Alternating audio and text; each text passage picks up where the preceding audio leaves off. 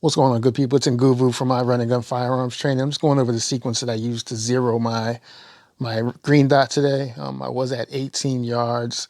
I have a Holosun 507C V2 that I have on my Glock 19, and I need to get it zeroed so that I can start carrying it. So I used a Post-it note, which is just 3x3. Again, I'm at 18 yards. And then what I did was, in order to save some of my self-defense ammo, since it's so expensive now, I used some of my competition ammo just to get on paper to see where I was. And then knowing that the competition ammo isn't going to be quite as hot as the self-defense ammo, I made a few guesstimates after adjusting it just to see where I would be. And these are my first 3 shots. So first shot, I knew I didn't have a good trigger press. Now keep in mind the gun was bench rested, so I wasn't shooting this freehand or freestyle. It was rested. First shot, I did feel myself move the gun a little bit, so that was far right. That made sense. Walked back to the gun, fired another one, walked down. That one went right down the middle. I was like, all right, let me just see if that was trigger press or if I'm really in that area. Sent another one. Number 3 was pretty close. I'm like, all right, I think I'm on to something. It's like, I'm going to send one more round just to confirm. And if that's in the ballpark, I'm going to call that a rough zero. I'm not going to try to refine it too much because just the clicks at 18 yards is not going to make a huge difference one way to the other. If anything, I'll end up being too far to the other direction. So I was like, if it's close, I'm going to leave it. So there's my 4th shot. The 4th shot actually hit the same hole as the 3rd shot and just made it a little bit bigger. I don't know if you can tell the space between the 2 holes you see there, it got a little bit more torn once the 4th shot came in. So at that point, I'm like, that's good enough. I'm not going to shoot a 5th. Those 3, 2 of them pretty much are in the same hole. The other one is right next to it. I'm going to call that zero.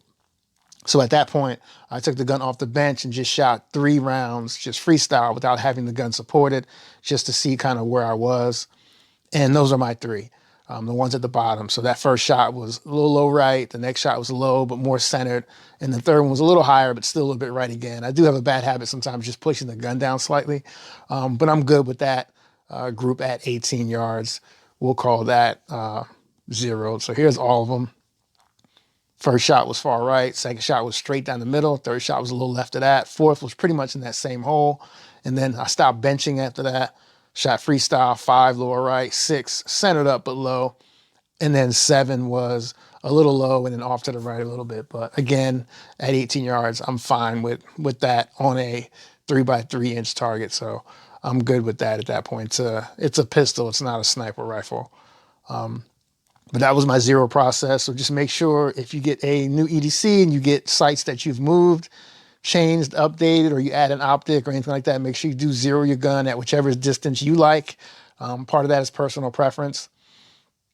And also make sure that your self-defense gun, if that's what it is anyway, is going to run your self-defense ammo. So it doesn't mean you have a bad gun and necessarily bad ammo, but depending on the dimensions of your internals of your firearm and the dimensions of the cartridge, sometimes they just don't work well together.